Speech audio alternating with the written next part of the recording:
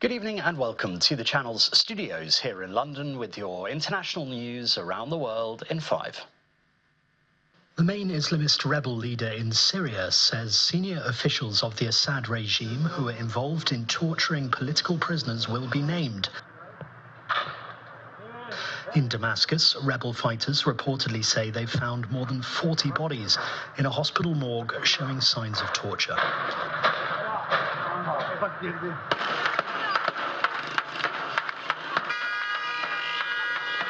Celebrations continue across the country as people tear down monuments from the Assad regime. Syrian media reports the new interim Prime Minister, Mohammed al-Bashir, has taken control of the transitional government until March. The realities so far is that the HDS and also the other armed groups have been sending good messages to the Syrian people.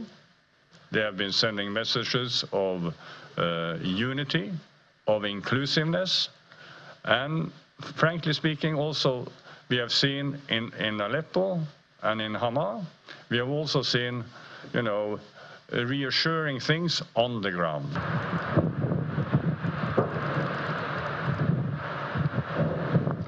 Meanwhile, Israeli warplanes have reportedly carried out hundreds of airstrikes across Syria, including on the capital Damascus.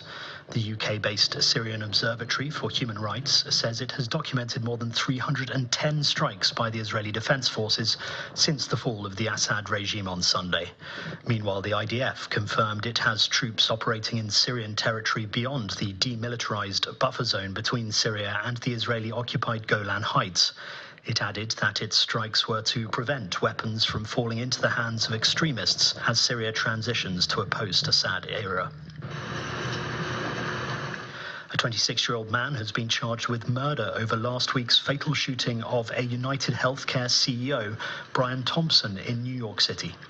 Luigi Mangione was taken into custody at a McDonald's in the town of Altoona in Pennsylvania after a customer recognized him. The class of 2016 is truly defined by its inventive, pioneering mentality. An Ivy League graduate from a prominent Maryland family, police say he was found in possession of a gun and a handwritten document that expressed ill will towards corporate America.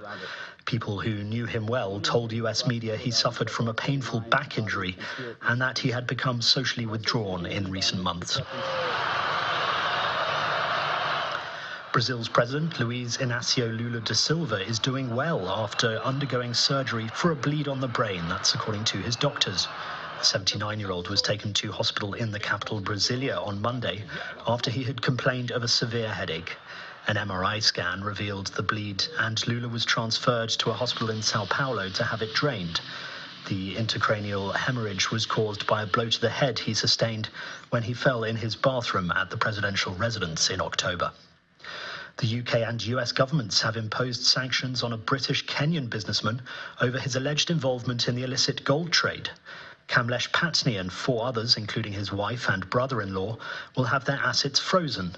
He was implicated in one of Kenya's biggest corruption scandals, Goldenberg, which is believed to have cost the country at least $600 million. Ghana's opposition candidate and former president, John Mahama, has promised a new beginning, a new direction for the country, after being officially declared the winner of Saturday's presidential election. The results of this election... Mahama won with 56.6% against 41.6% for Vice President Mahamadou Bawumia. It is the biggest margin of victory in the country for 24 years. And a Christmas Krampus parade has frightened and delighted pedestrians in Munich. The Krampuslauf event in Munich is a traditional Krampus parade that takes place every year on the Sunday after December the 6th. Tales and drawing of Krampus terrifying children date back to the 1600s in Germany.